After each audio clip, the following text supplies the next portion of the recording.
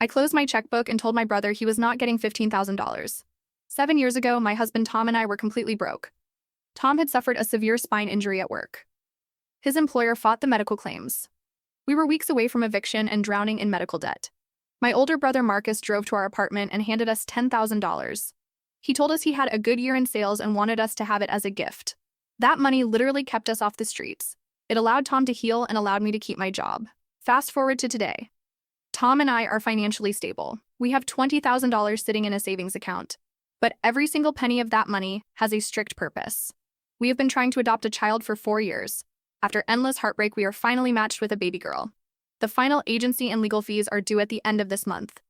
If we miss the deadline, we lose the match and go back to the bottom of the list. On Tuesday, Marcus showed up at my house looking physically sick. He admitted his business was failing and his home was in active foreclosure. He needed $15,000 by Friday to stop the bank from taking his house.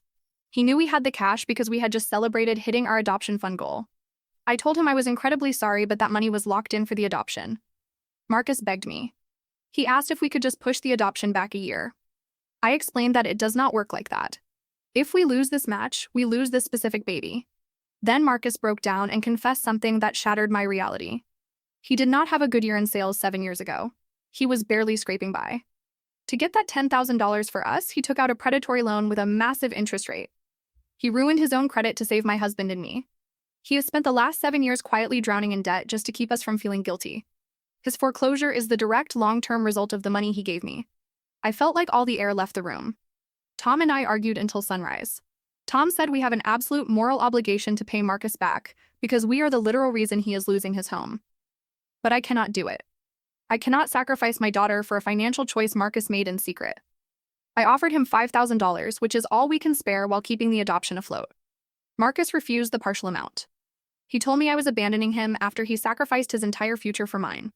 My parents are blowing up my phone calling me a parasite. Even Tom is barely speaking to me.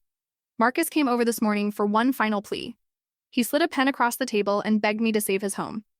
I sat there in silence for a long time. Then I closed my checkbook and told my brother he was not getting $15,000.